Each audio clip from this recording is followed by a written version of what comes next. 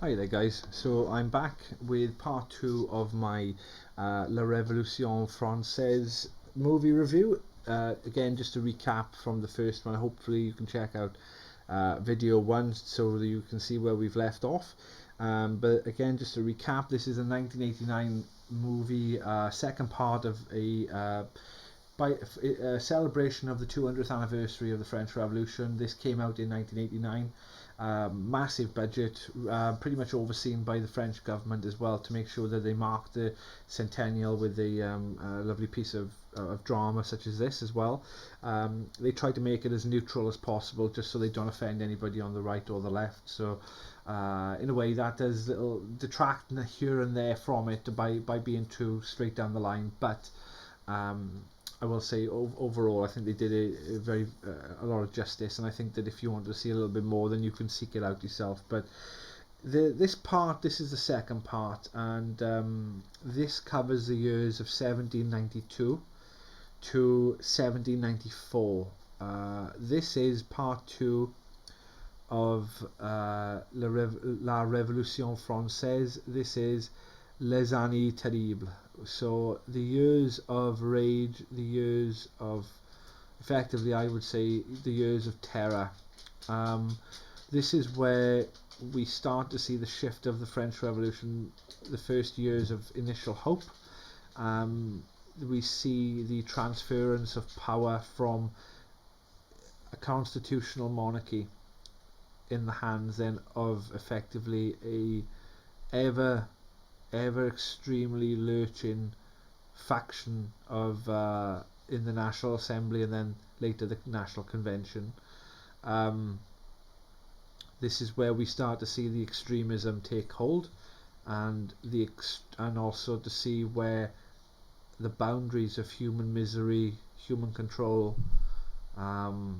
societal reshaping, the application of unbelievable amounts of tyranny, incredible abuse, and absolute massacres and travesties, and what we would say would be war crimes. We see that a lot in this second part. This is where the revolution turns incredibly sour. I think for me, with my how I enjoy the French Revolution as a topic to understand, for me this is where the crux of the matter is. This is where the business end of it is, and this is where we find out who people really are and where it's going to be decided fully. So this part, like I say, picks up in 1792. Like with the last movie, I'm going to give you some of the rundown of the main characters. So the main characters in this movie we see, first one is Maximilien Robespierre. So Robespierre in the first episode is really more of a peripheral character, friend of Camille Desmoulins, who is a pamphleteer and a journalist in this new episode. Robespierre has positioned himself now, being elected to the National Convention, and then obviously becoming part of I say a major component, and probably the main component of two committees that are later set up by the convention. They are the Committee of General Security, which is effectively for maintaining the general welfare of the country and maintaining order.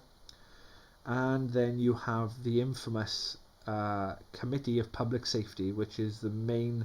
Effectively, they try to rule in tandem, the two committees, but the Committee of Public Safety, which is Robespierre's committee, becomes effectively the de facto government of France at this time. And then we start to see the application of Robespierre's belief system coming in, the extremity of where the revolution must go. We see him as well really become,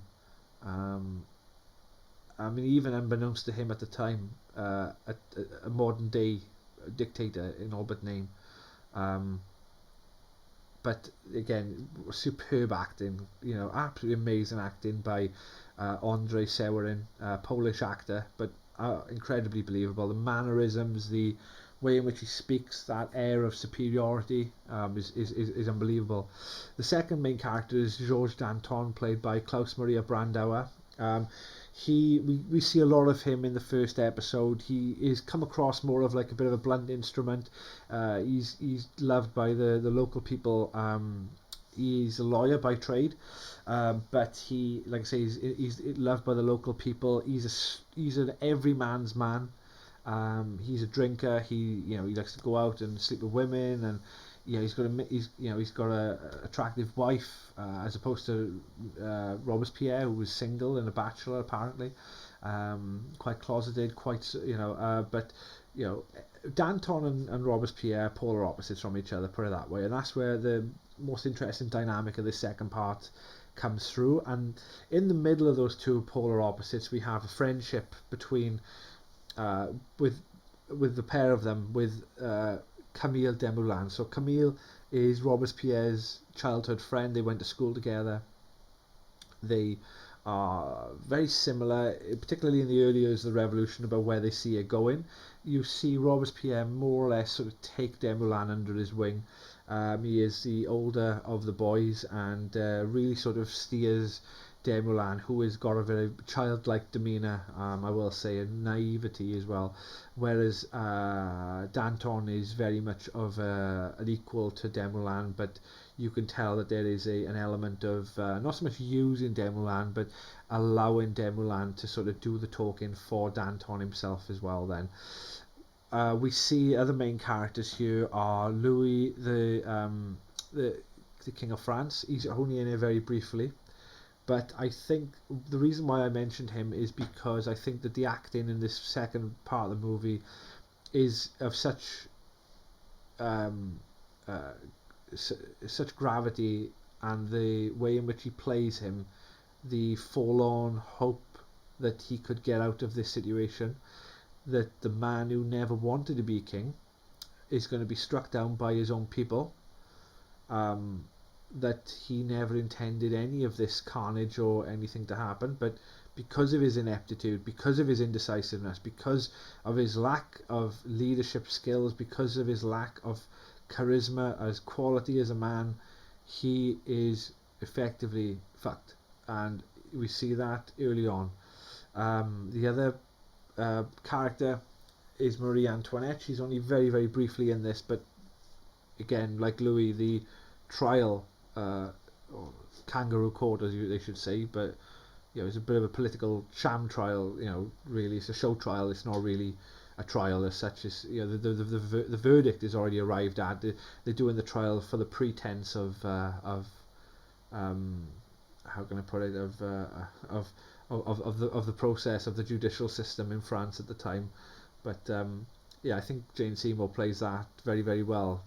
Contrast with, in part one, the arrogance, the assuredness, the regal way in which she speaks, to this part where she's a haggard woman. The looks have gone, jewelry's gone, makeup's gone, the air of superiority has dwindled away while she's been locked up in the Temple prison in Paris. I think it's the Temple, anyways, with her sons, and seeing her son being taken away, the prince, the Dauphin, to be given a republican education. We can only imagine the horrors that boy went through as well. Probably assault, beatings, so forth. But good character. I think the last character I'm going to touch on, just because I think he's a really important character in this part of the French Revolution, but also a part of this movie, and I think that he is symptomatic about where the revolution went wrong, is Louis Saint-Just. So Louis Saint-Just comes into this, and I'll go into his entry into the movie shortly, but Louis Saint-Just is a very young man, a very I would say he's a very modern young person.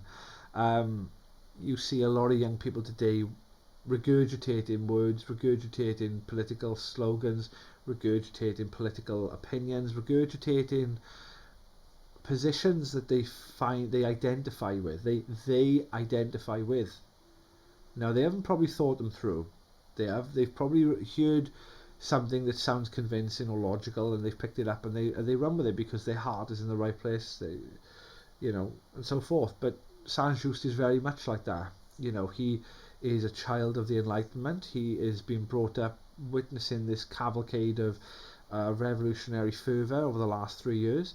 He is brought up looking at speeches of people like Maximilien Robespierre, looking at people like Brissot and Danton and Marat and all these people, and thinking, I want to get into that action. I want to push this.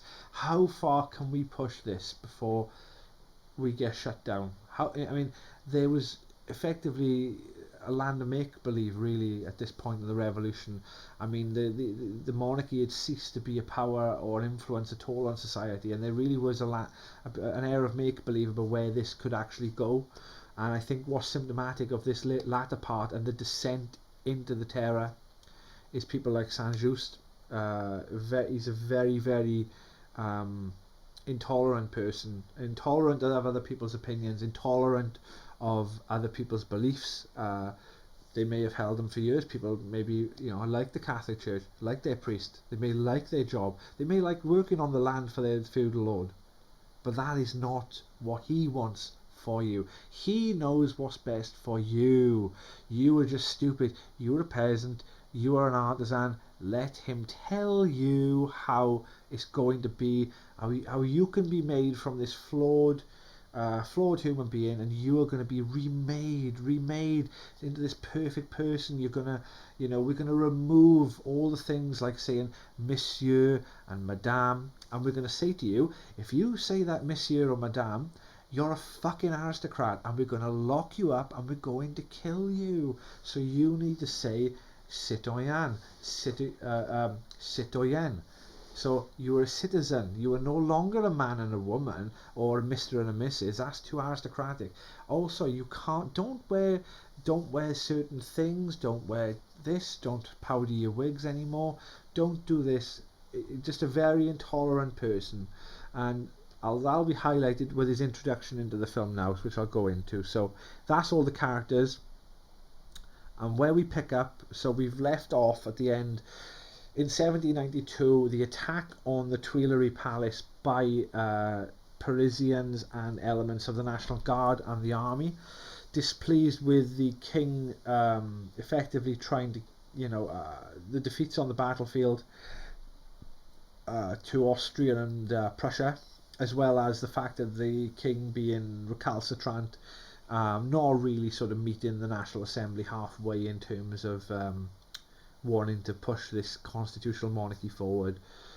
He's trying to basically buy time for the other powers to come in and restore his absolute monarchy. So you've got them now in the temple. Lafayette, the commander of the army, sees the writing is on the wall. Effectively, he's lost control. Constitutional monarchy's gone. He was the main driver of that. His enemies in Paris, namely the Jacobins and the left-wing elements, such as the Girondins, led by Brissot, and the Jacobins, led by Robespierre and Danton. They have pushed out Lafayette. Lafayette flees across the battlefield lines to the Austrians and spends the next couple of years in an Austrian castle as a prisoner. But as he thought, that's probably better than have my head chopped off in France at the time. So he probably edged his best pretty well there, I would say. So he flees. Danton becomes Minister of Justice. We start to see then the ramping up of the attacks on the internal enemies of the revolution. And this is really crucial now to understand, is that Danton was absolutely integral. Not just Robespierre. Danton was integral to turning the knife from also being outward, inward. And make, as he said, there's no point trying to fight a war when you've got a knife to your back as well. So They are effectively recategorizing crime. They're using summary justice in order to make sure that they are able then to fend off their enemies. The type of enemies we are talking about are people who are suspected of hoarding grain so that they starve the population. Speculators who are making a little bit too much money with the funny duddy currency going around, the assignat, at the moment because the country was fucking bankrupt. We see attacks on aristocrats as well, people who are not as revolutionarily excited, put it that way. They're not excited, they're not over the top, they're not pushing the boundaries, they're suspected as well. So we see death warrants start to be issued, and as a consequence of this, we have what's called the September massacres. So these massacres were effectively the sans-culotte, the rabble, the bloodthirsty rabble, the troublemakers, and also those really fervent partisan people of the various left-wing factions really do turn it bloody and go after. They bust into the prisons, they kill and assassinate various people, including people from nobility, mainly nobility, the aristocrats, landowners. We see a lot of burning down of farms. We see attacks on churches, murders of churches, nuns being R-worded and sexually assaulted. We see a lot of this. Really, it's really turned the corner now. At this point, it's becoming, it's really on a knife edge. If it is, it's probably gone over the edge, and it's starting to become very ugly. So the September massacres happened. Danton really does not discourage it because he knows the power of the mob, the initial mob which started the revolution itself, cannot be contained. The story of the revolution, and I think Simon Sharma was very good at pointing this out from a right-wing perspective, was that every single faction that came in after the revolution had began, every single faction, whether it was the king, then it was the National Assembly, then it was the National Convention, then it was the Committee of Public Safety, they all tried to curb the power of the mob when they got into office. Before they got into office, they encouraged the mob, but the mob could not be contained until 1795, I believe, or 1799 maybe, when there was a young artillery captain by the name, I think he's a captain, artillery colonel perhaps, by the name of one Napoleon Bonaparte, who was able to subdue the pro-monarchist mob in Paris at the time in order to preserve the failed Directory government. But we'll talk about that later. Anyway, so at this point now, we've got September massacres, killing all the aristocrats, death warrants for the enemies of the revolution. Then we see the trial. Then we see the Battle of Valmy. So Valmy was a really important battle in terms of the existence of the revolution.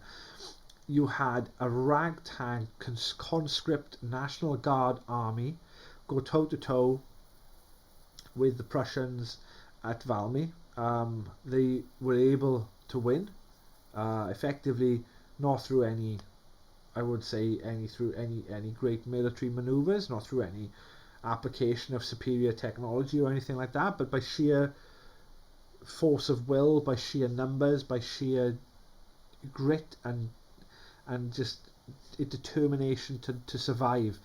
I think that if they had lost at Valmy, they possibly would have had to have fled Paris, the revolutionary government, and they may have gone away. But they won, and at this point we get the flashpoint, which is the entry of Louis Saint-Just, the young boy now turned revolutionary expert by his own admission. He is a Jacobin. He is an acolyte, a devotee of Robespierre, and now he's about to push the revolution beyond the pale. Whilst there is a king in France, there will always be foreign intervention hopes there will always be hopes of re-establishing the Bourbon monarchy. So his solution is, we need to kill the king. Naturally, we need to kill him. We just need to kill him. His explanation is that the monarch can only do one of two things, which is reign or die. They can't do either anything else. Which, that's his interpretation. That's fine. They have a vote. They have a trial. The trial is obviously the trial is pretty much a huge moment for people. The verdict is more or less decided, that he needs to die so that the revolution can continue, can live.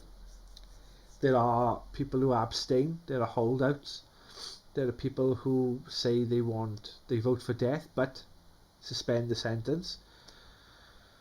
The sentence is death, and I believe it was early January, Louis was led to the scaffold beneath the guillotine and was executed, and there was that. That was the end of his line for the foreseeable future, and that was crossing the Rubicon, as the famous phrase goes. So that is the point of no return for these revolutionaries. And at this point now we see Robespierre and Danton create the tribunal. So the Revolutionary Tribunal was created in order to speed up the process of justice, i.e. process the enemies of the revolution. I talked about earlier on, there are now enemies everywhere. We need to deal with them swiftly. We need to deal with them decisively, and in doing so, hopefully that will make sure that we have a loyal population, and that we will then be dealing with people who are loyal to our ideals. So effectively, the Revolutionary Tribunal that is set up is a fucking kangaroo court. It is a political witch hunt court who, if you are brought before the tribunal, you've got, I'd say, less than 1% chance of getting out alive. I mean, much opposite to COVID, but you've got less than 1% chance of getting out alive of that Revolutionary Tribunal. Effectively, the way I could describe it is that, as in Britain, the age-old judicial way of dealing with people is you are innocent until proven guilty. In the tribunal, you're guilty until you prove yourself innocent, and if you don't do it in time, well, that's just tough luck. Again, like I say, there were a mixture of people who were hauled before the tribunal. People, for instance, who said, "Good morning, monsieur or madame," and somebody heard one of the sans culotte rabble, heard, with the red cap. Oh, very similar to Trump's people. Very similar. And they were hauled off to the prison. The prison of du Luxembourg, or one of the other prison palaces as well that they used for it. The Menagerie, I think, is another one as well, or the Orangerie. But there was various things. Grain hoarders. It could be anything. It could be somebody wearing outdated clothes. It could be somebody wearing an emblem of the royal family. It could be absolutely anything at all. You go in front of the tribunal, you're pretty much screwed. You are pretty much jailed. If you don't die in prison because of the shocking conditions, you'll die on the scaffold, and you'll be processed with unbelievably rigorous bureaucratic slaughter and death.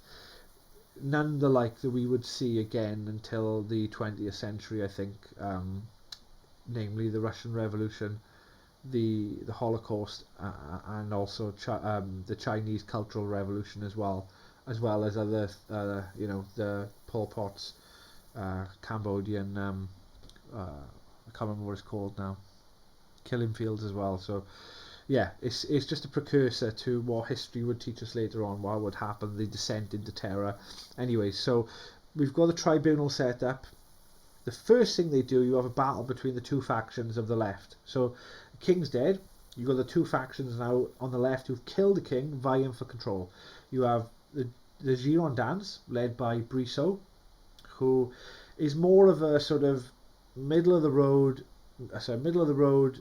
middle left, centre left politician.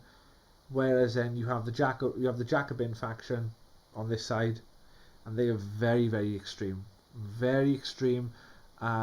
and very much to the left of Brissot and the Girondins, and effectively you have who can use the levers of government their best to try and outfuck the other one, and we see that the Jacobins do win out. Danton and Robespierre they purge the Girondins, and their leader Brissot, who they meet their end at the guillotine. So again, another faction is ruled. They've tried to curb the mob. They failed. They've been ousted by somebody more extreme. They take over. What happens now? We see another show trial. We see Marat, which I mentioned in the first episode. Jean-Paul Marat, how can I say, a French Revolution demagogue, one of the most extreme politicians of the time, effectively rounding people up with names, Gestapo style, in the and looking for lists of enemies and applying revolutionary justice across France. He is actually assassinated, I should say, by Charlotte Corday, who is a young girl. I believe she's from Caen in the north of France, in Normandy, and she stabs him. There's a famous painting by Jacques-Louis David with Marat hanging out the side of the bathtub with his towel on his head. The guy had some sort of horrible skin disease, where they show it in the movie, where he is running through the sort of sewers of Paris. He contracts some sort of disease. It's like a venereal disease as well. He constantly has to be sort of bathed. His skin is almost lizard-like. He's definitely had some sort of disgusting infection, possibly an exacerbated form of eczema as well. And he's in the bath. He gets stabbed by Charlotte Corday. She gets captured and she's executed as well. But she does it because he is a tyrant. He is an extremist. But at the time of that, he is venerated by the Jacobin club, he was very much in with Robespierre and Danton. And so Marat is executed. Marie Antoinette, the Queen of France, is put on trial as well. Kangaroo court. They accuse her of sleeping with her own son, of effectively being a bad mother. She launches into a defence that any mother would say, which is, what type of mother would do that? If you can't call yourself a mother if you would do that to your own child. And she asks for the women in the court to say, you know as a mother that this can't happen, that nobody would do this, so you know that they'd basically throwing shit at the wall at my name and seeing what sticks. And it doesn't matter, because the revolutionary, again, that's the theme of this, the revolutionary tribunal, it's not about justice. It's about, you have been named, you're a suspect, you're gone, you're out, that's it. You are an obstacle to be overcome, not somebody to actually entertain their fantasies at all, that you are innocent. So she is executed as well, unfortunately for her. At this point, we have the terror is the order of the day. It is declared by Robespierre Saint-Just. You have the Committee of Public Safety really now coalescing around this terror idea, led by Robespierre, applying his Rousseauian, how can I put it? I mean, Jean-Jacques Rousseau's ideas were, to give you sort of a really simplistic explanation, man is born as a blank slate. It is society that makes man flawed. It is society that makes man wrong, that we put chains on ourselves. And if we can only remake society, we can remake mankind, we can remake men, we can teach men to be perfect beings like you are when you're born, and that if we remove obstacles, if we remove things like religion and government, and if we remove things that can restrict human beings, that everything will just be good, everything will just be better. That's it. That's what he believed. A very egalitarian and noble, I say, a simplistic view, I should say, not noble view, but a very idealistically simple view. And oh, by the way, with that type of view as well, the bonus view of that as well is that if anybody tries to get in your way to remake society and to make it perfect, they get to be killed. They get to be eliminated because you are moral. You are the one. You've got it. You've got the right moral character, and they are either too stupid to see that they need to be changed, or they are part of the problem. They need to be eliminated. And that, in a nutshell, is the ideological bent of where Robespierre and the Committee of Public Safety were going to at the time. And I'll give you an example why that is as well. I mean, you look, like I said, I mentioned in the other video about people who, what they were before 1789 and what they are during the Revolution. Before 1789, you had Robespierre was a lawyer, very much anti-death penalty, anti-corporal punishment, anti-lettre de cachet, which is a summary arrest by somebody who's a member of an agent of the king because of trumped up charges. Going to the Revolution, the guy is executing more people in 2 months than were killed in 2 years. There's no justice process really. And in terms of arrest, I mean, all you had to do was be named. That was it. So the guy does a full 180 effectively from where he was before to what he is now. So that's how people changed. And terror is the order of the day from this point onwards. 1793 onwards, terror is the order of the day. We see at this point now, Danton had been away for a little bit. Danton's wife had died. So his absence effectively leaves that gap for Robespierre to come in and exert influence, make that Committee of Public Safety his own, and people around him, his acolytes and other people who were effectively riding the Robespierre train to see how far it would go because he was getting results. They'd won at Valmy, they had won at Jemappes as well, I believe, in the General Dumouriez had won there as well.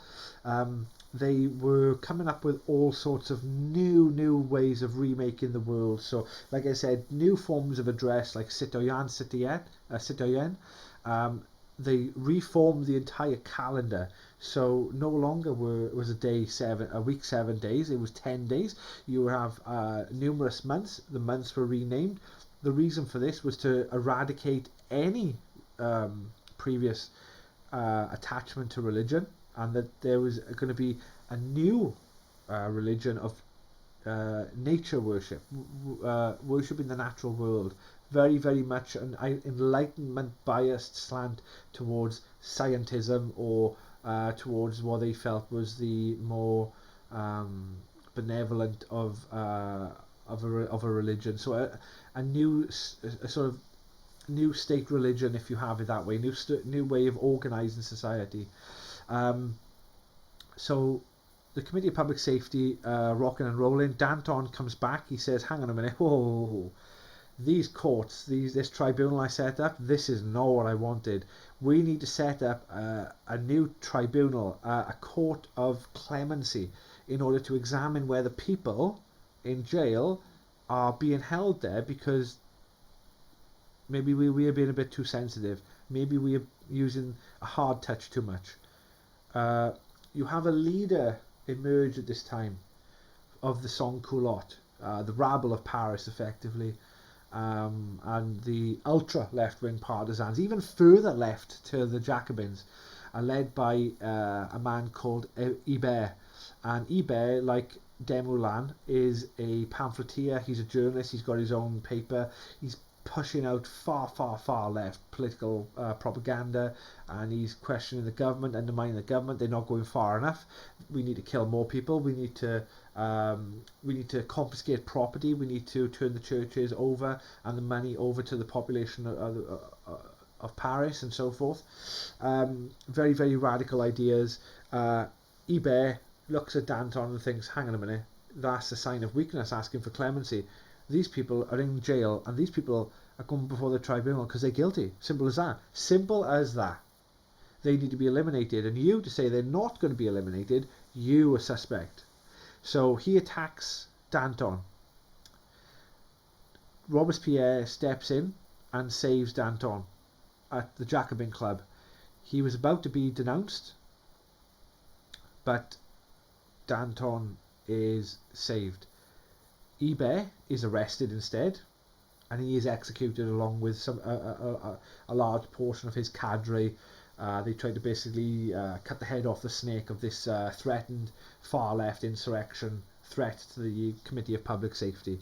So at this point now, you'll probably be forgiven for thinking, fucking hell, everybody's getting eliminated here. We're running out of enemies. We're running out of people. Yeah, and that's right. At this point, the pickings are getting quite slim, really, to kill. So if effectively the two friends or the two colleagues who were working in the Jacobin Club naturally become enemies. So Robespierre, with the power of the government, de facto government behind him in the Committee of Public Safety, he is annoyed at Danton's call for clemency. He's annoyed at the popular support Danton has got, because Danton is contradicting the government. He wants to temper the revolution, maybe undo some of the things that the Committee of Public Safety have done, and even potentially, does he want power himself? Does he want to become the president of France? Whatever, does he want to become a king? We don't know. We don't know the guy, and because the guy his ambition is not known, Robespierre doesn't trust him. Robespierre doesn't trust Danton, simply put, and Danton doesn't believe Robespierre, his way of thinking, his view of the world is realistic and is not going to be sustainable for France. So we're at an impasse. They meet together, but there are too many unbridgeable gaps. And Danton did have the opportunity to, you could say, illegitimately, or which way, I suppose in a revolution everything's legitimate, but overthrow the Committee of Public Safety himself, stage a coup d'etat, and take over the government for himself. But the arrogance of Danton and the confidence that he had in his own people and in the mob and and that he could overrule everything, the bureaucratic revolutionary structure that had been set in place now to try people like Danton. He thought he could actually break that wheel. So Danton is arrested.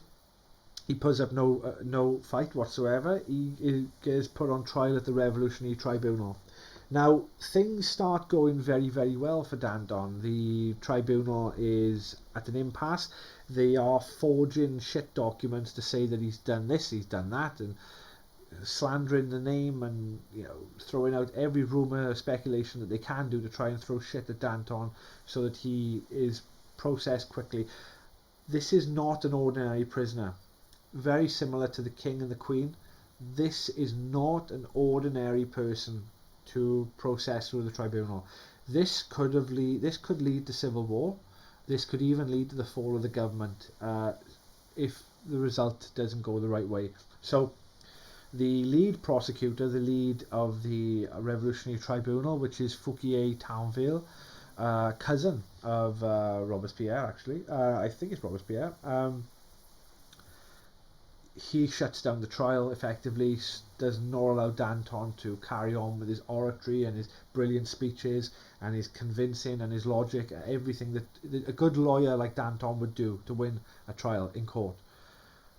The verdict is already given, but with Danton, what I find one of the saddest things is that Danton's friend and being arrested at the time is Desmoulins, and Robespierre is willing to sacrifice his friendship with Desmoulins for his political ideals, for the things that he's built in the revolution. He's able to disassociate himself because Desmoulins does not have the same political opinions, doesn't have the same vision, and because he finds him that he's unable to see that vision.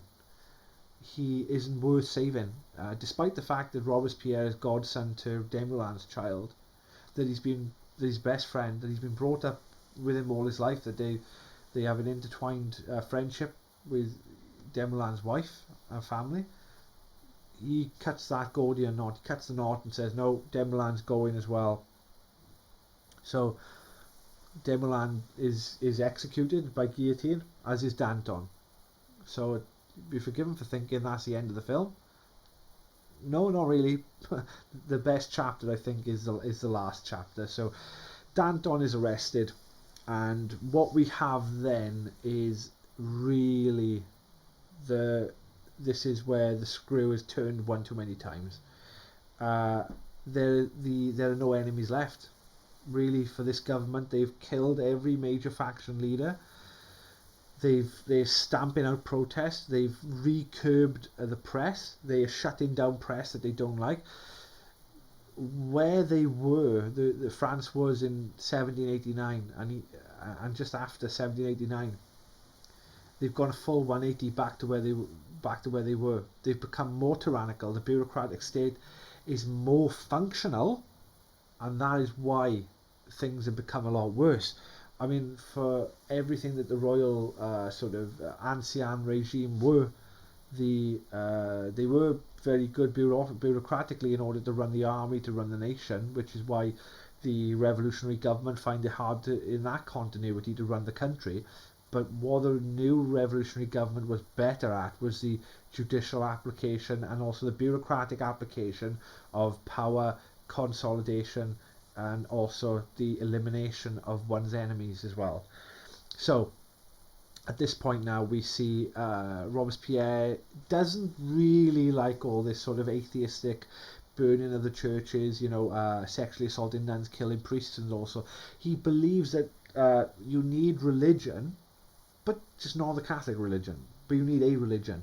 So again, feeding into the sort of Rousseauian sort of pseudo-Christian, pseudo-scientism beliefs that he had, he creates the Festival of the Supreme Being. Supreme Being obviously being God, but renamed Supreme Being because of the connotations. He wants to remove that Christian aspect of it. A lot of undercurrents of Masonry here as well. A lot of remaking in the Robespierre himself attended Masonic Hall in Arras, I believe, as well. A lot of Masons involved again with this French Revolution, very similar to the American Revolution as well. So a lot of but in terms of the Festival of the Supreme Being, very much like in Masonry, where you have the Supreme Being, God, call him whatever, or the G. When you go into a Masonic hall, you've got the G on the top of the on the ceiling, which stands for the great architect, or the grand architect of the universe. Again, it's a lot of duplication again, but what happens at this festival, it is a very vain attempt and a poor attempt by Robespierre to instill this religion onto the French people. I think and at this point you see the displeasure of the current Committee of Public Safety regime going on. He is heckled, he's laughed at. The people, he's not one of the people. He is trying to impose upon the people this utilitarian, utopian worldview, that they just need to shut the fuck up and accept that this is good for you. Hang on a minute, where have we heard this the last 2 years? Shut the fuck up. This is good for you. Shut up. Just do it. Just take it. Just take it. You know what I mean. Anyways, off that topic. I don't want to get banned. Anyways, so we see this utilitarian view being pushed too far. Robespierre being heckled. He's losing control. At the same time that this is happening. Robespierre, unfortunate for him, starts to come down with like a bit of a bronchial infection, coughing, spluttering, really ill. More of, I think that they said it was more of like a malaria type disease at the time, because of the stagnant water in Paris and also because of the heat of the summer as well. More of like a malarial type disease was going around as well, maybe even like a fever. But so Robespierre is laid up. Saint-Just is his mouthpiece in the Committee of Public Safety, as is a cripple by the name of Georges Couthon. Very, very extreme people. This triumvirate of Couthon, Robespierre and Saint-Just are the main drivers of the Committee of Public Safety. You have other people with different factions in there as well, like Lazare Carnot. Lazare Carnot is effectively the war minister. He would go on later on to work for Napoleon and the Directory as well. But Lazare Carnot effectively was one of the main success stories of the Committee of Public Safety. Apart from him, sort of entertaining the bullshit of Robespierre, was his being able to sort of muster provisions needed to sustain the revolutionary government. If it wasn't for him, I think that they would have gone by the wayside, because he was a good organizer, a good bureaucrat. Anyways, so Robespierre's laid up. The people in the National Convention, who are Jacobins or maybe independents or just other people, they're thinking, hang on a minute, the King, Marie Antoinette, the Girondins, the Ibert and his friends, the Sans-Culottes, Danton. That's 5 different factions that have been executed within the last 2 or 3 years. Who's next? Robespierre is effectively, writing lists and condemning people if you're a suspect. The Revolutionary Tribunal is gearing through. They're killing people by cartloads of people. So they start to think, shit, I could be next. We could be next. We need to try and overthrow Robespierre and shut this down before it gets out of hand, which it already is out of hand by this point. Effectively, they are scheming and manoeuvring for their very lives, which is fine. The terror is the terror. You need to get out of that one way or another. So what happens now? We have what's called the Thermadorian reaction. So in the made-up month of Thermidor, in the French calendar, Robespierre returned to the Committee of Public Safety. There were some disputes within the committee over him going too far. There was a law of 22nd Prairial, I believe, or 21st Prairial, and the law of suspects as well. Effectively shutting down all avenues to redress, all avenues to appeal, making it even easier to centralise power in the hands of the Committee of Public Safety. Robespierre we're talking about, and then also removing the ability for average French people to appeal and to avoid the suspicion of being counter-revolutionary, anti-revolutionary, a monarchist and so forth, aristocrat, all the crap labels that they gave people. So Robespierre, sensing that there is a bit of discontent, he tries once more to do the usual trick. I have a list of names, and these people are a threat to the country. They are a danger to the nation. I will read them out when I am prepared, and I'm going to tell you who is going to be arrested. Now, Robespierre has overplayed his hand here. I don't think he actually had the list of names at all. He was waiting to see like the game, which moles popped up so he could whack them.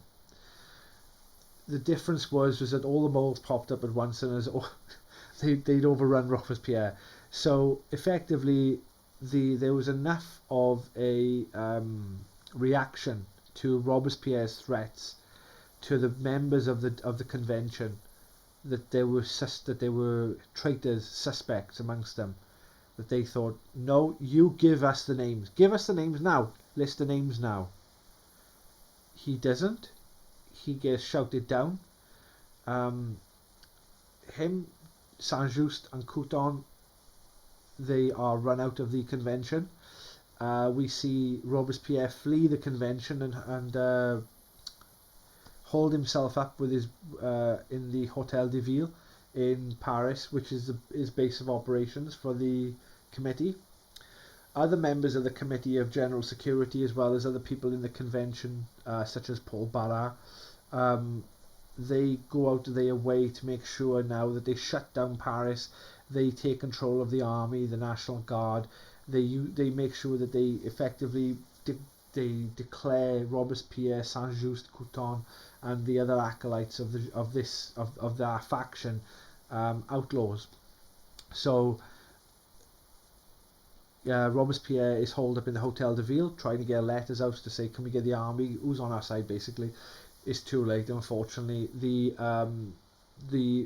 plotters find him at the Hotel de Ville, and when they burst in, Robespierre, they still don't know to this day whether he was trying to commit suicide or he was just shot in the face by an accident, by his own bullet, which is how the film portrays it, where he is tackled to the floor and he shoots himself through the jaw. Now, for me, this is one of the biggest ironies of history ever. The man who could enchant you, lie to you, make you feel how he wanted you to feel, entrance you, convince you. He was now unable to speak. The man with the silver tongue could not speak anymore. He had to hold his jaw together because his jaw was fractured and teeth blown out. Saint-Just is arrested, as is Couthon, and at the end of the film we see now more of effectively the curtain coming down, with Saint-Just, a young man, being killed, Couthon being guillotined, and lastly, the last scene of the film is Robespierre having the band ripped off his mouth and being guillotined then, and that brings down the curtain of this film. Now later on they don't go into the directory and the three consuls and Napoleon Bonaparte, but effectively the film and the terror ends here with Robespierre's death. That is effectively the closed chapter on the revolution itself as well, and I think that is quite fitting. It's a brilliant film. I think you should check it out on Amazon Prime. That is one of the only places I know where you can get it now. I do find now and again uploads on YouTube of the French language version with English subtitles, but it keeps on getting taken down for copyright purposes. So if I were you, I would have a look at buying it on Amazon Prime. It is well worth it, particularly if you love history and also if you want to try and learn a bit of French as well. I did find at the time when I was watching my French came on superb. So yeah, it's brilliant. A superb movie to watch, particularly the second part.